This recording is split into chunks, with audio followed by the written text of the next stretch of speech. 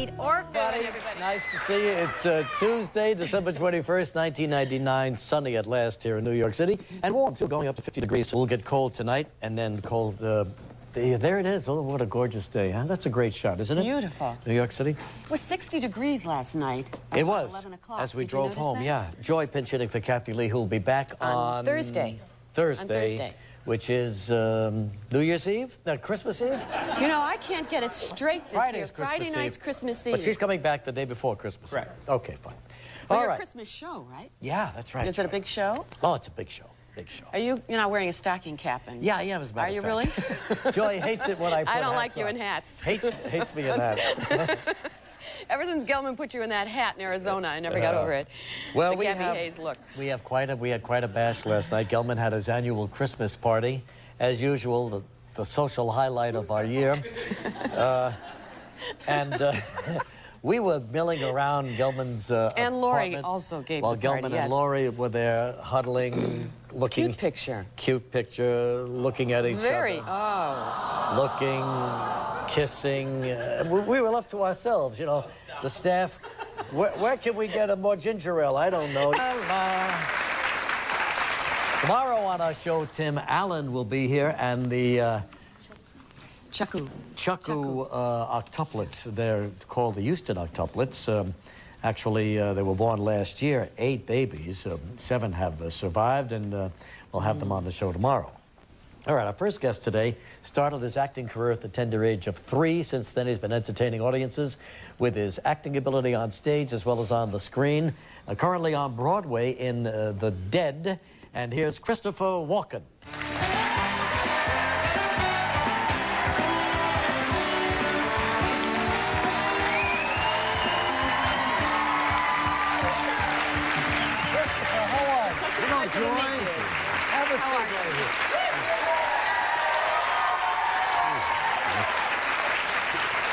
See how nice and affable he is? For years, he's terrified you on the screen. He's a sweetheart, this guy. And a giggler, I hear, too, they say. Not only that, he's a song and dance man. He can tap dance, he does it all. As a matter of fact, you do all of these things on stage in The Dead, right?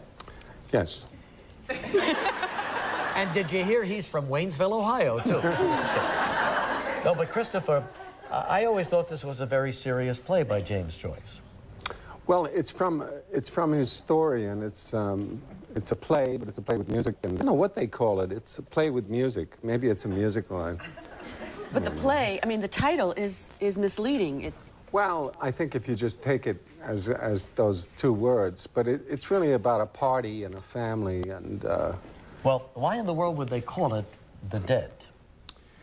Well, that's the name of the story, but it's really about very lively people. So I'll say they just happen, you know, they used to be alive. James Joyce's perverse sense of humor. They used to be alive. So we're seeing dead people who used to be alive? No. No, on stage? Well, in a way. Yeah. I'd like to see it. I do, too, and Yeah. I want to see it. Now, this all takes place at a Christmas party, is that right? Yes, it's a family party, and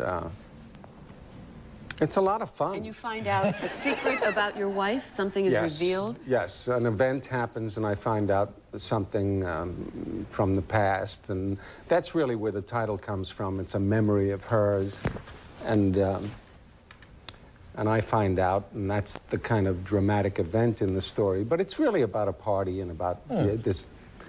There's 13 people in the show, and they're everybody's on stage almost all the time. And you tap dance and you sing and you're Mr. Pleasant. Where did this menacing aura come from? It happened early on when I got into movies, I think. When I was in the younger, I was in the theater almost all the time, musicals particularly, so I never did anything like that. But when I got into the movies, I started doing strange people. Yeah. Well, didn't Woody Allen sort of start that whole image in Annie Hall when Somebody you played said to me, her very strange brother?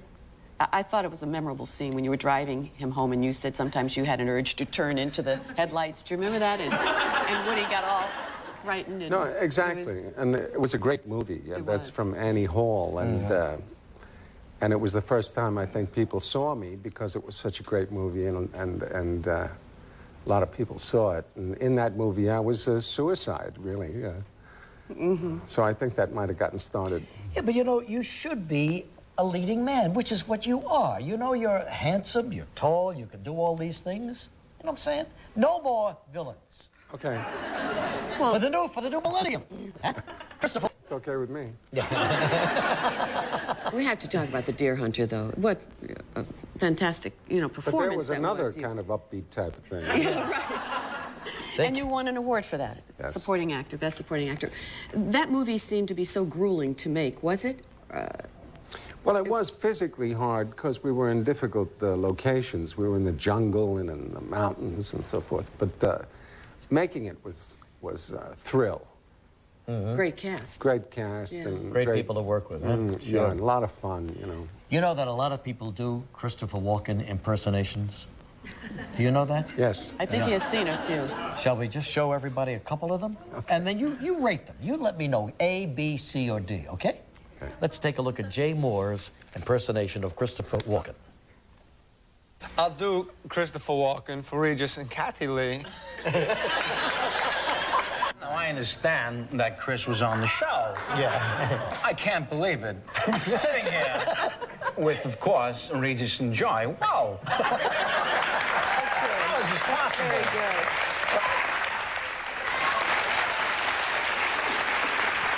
That was Kevin Pollak as well as those two guys doing it. Well, I think it's wonderful. And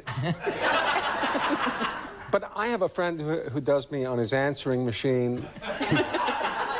Jay, who's a friend, does it right in front of me while I'm talking to him. So it's like talking to myself, I guess. You have a great sense of humor about it. I read in your material that I guess one year, your face, they made a mask out of it. It outsold Freddy Krueger's mask from Nightmare on Elm Street. So you bought them all, and you used to give them to your guests if they came over for dinner. Is that right? That's not really true. That's what it said. But it was a nice It was a story, nice- Joy. So you don't have a sense of humor about it. I do have a doll that you can unscrew his head. Oh, yeah. That's not bad. Another story floating around is that you're not quite that good at auditions. Your own admission. You know, a lot of people don't audition well for roles. Yeah, that's true. Have you missed anything big because of that inability to project in that little few seconds that you have when you're auditioning? Auditioning is very hard, because they want to see something, and yet it's too soon. So you're kind of torn between getting there too early. But it's true, I have not done well at auditions. Well, what movie did you? Well, there's auditions for the theater, that's another thing. But in movies, sometimes it's a screen test. I've done some screen tests. I never got a job from a screen No test. kidding. No, Never. never. Well, why do you think that is? Well, one of the reasons is that in movies, so many dozens, maybe hundreds of people test for the same job that only one guy's going to get it. But I've tested for some movies. I've tested for Love Story. Love Story, Ryan O'Neal's part. Well, I can see you there with the little stocking cap on, going to Harvard, chasing this young lady in the snow. No? Maybe they were right. It might be just as well. And Star Wars, Han Solo? Han Solo. Han Solo, I tested for that. Also, probably just as well. It started Harrison Ford's career real good. All right, well, Joy... Might have ended mine, though. No, it didn't end yours. You got a great career going. All right, so now, Joy, we should go down We're and see gonna come this. see We're going to that, come yeah. see you, okay? Can we come backstage? Absolutely. But the Belasco Kid, the Dent. Wonderful cast. Christopher, thank you very much. Bye-bye. We'll be right back with Greg Smith in a moment. Still ahead of...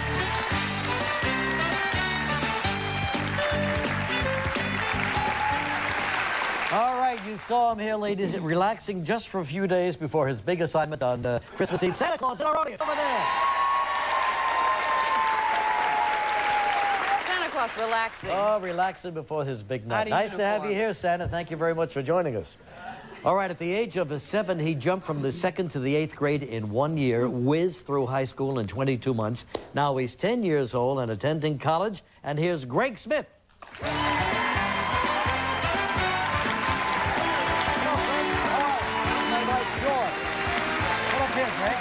Beautiful blonde hair. Thank It you. looks a little bit like Cody. Could Cody still be here? How are you, Greg? Just fine. You're a freshman? That's correct. What's the name of the college you go to? Randolph-Macon College. It's just north of Richmond. And you went through high school in... 22 months. And you skipped from the 2nd grade. Now, I skipped from the 2nd grade to the 6th, but never all the way to the 8th. You went all the way to the 8th grade. Mm-hmm.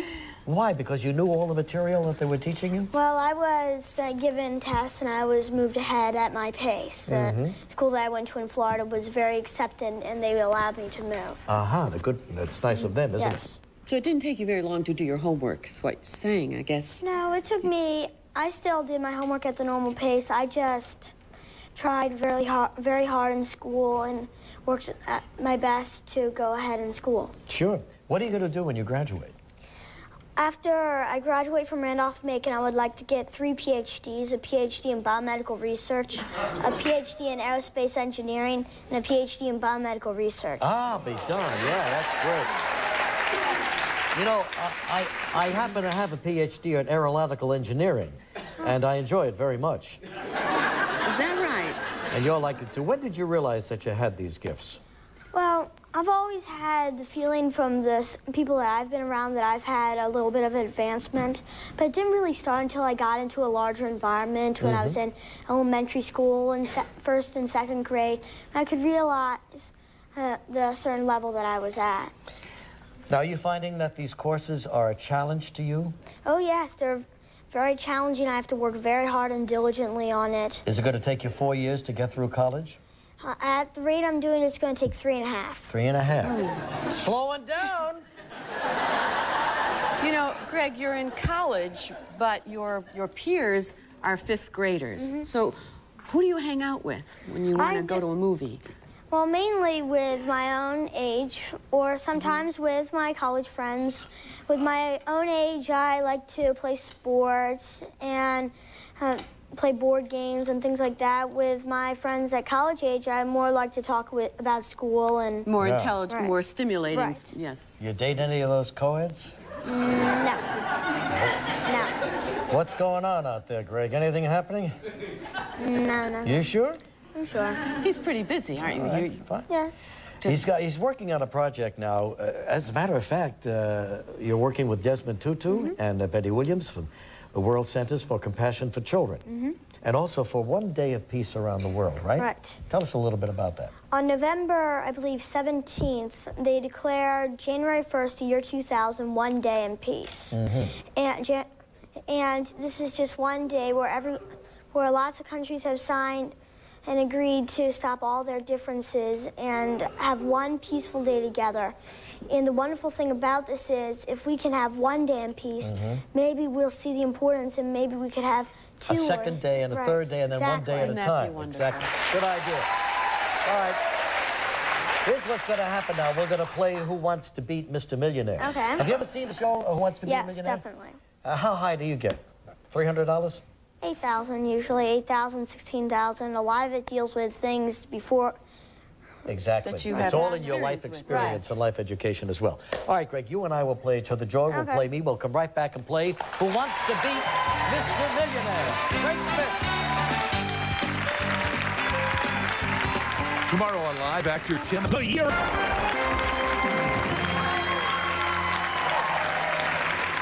Well, I'm Joy Philbin, and now it's time to play Who Wants to Beat Mr. Millionaire.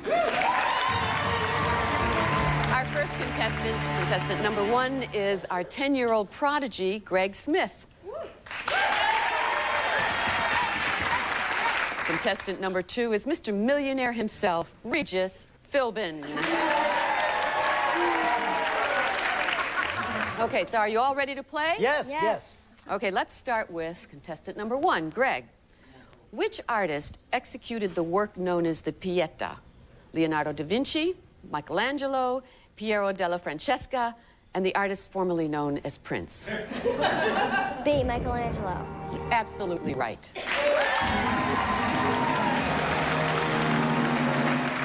I knew that one. Question for Regis.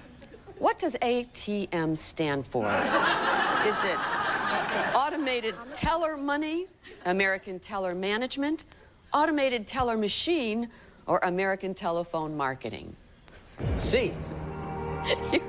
Is that your final answer? That's my final answer, yeah. You're absolutely right, Regis. Okay, moving right along. For Greg, question number 2.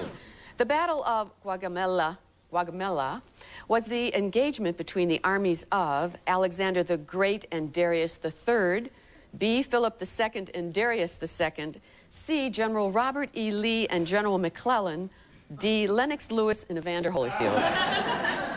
I would have to say A, Alexander the Great and Darius III. Your answer is A. Right, that's You my feel final confident answer. about Yes. that, Greg? Yes. Okay, you're right, Greg. A is the right answer. I knew that one, too. Did you really? Okay, well, I'm wondering if you're going to know this one, Regis. Which button cannot be found on the VCR? A, redial, B, rewind, C, VCR/TV, D, tracking. Which button cannot be found on the That's VCR? A, redial.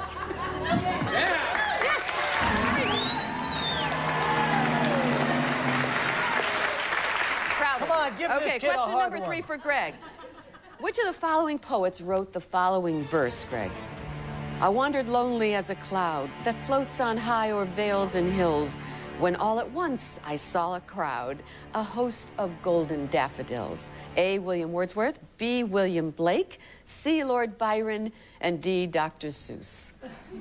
I would say A, William Wordsworth. A, William Wordsworth. Right, that's my You're final sure of answer. that? Greg, you're absolutely right. Okay. Okay. Regis, I got to admit, I knew that one, too. tough one coming up for you. Okay. Joy Philbin's birthday is A, February 2nd, B, February 1st, C, March 1st, and D, March 2nd. B, February 1st. You're kidding.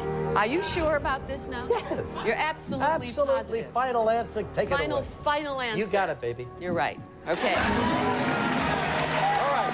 Last one. We have one more. We have time for one more? This has got to be All the right, tiebreaker. this is for Gummy. Greg. Question number 4, Greg. Where did Napoleon die? The island of Elba, Paris, France, St. Helena, or New Jersey?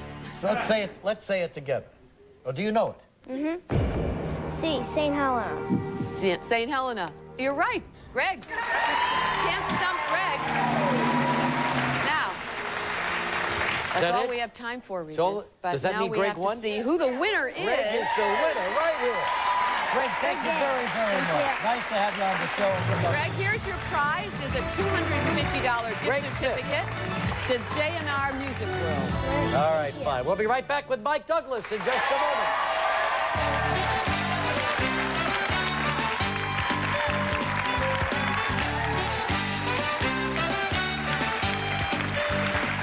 All right, here's the guy who started all of this daytime talk show business. Just did it first and did it best, too.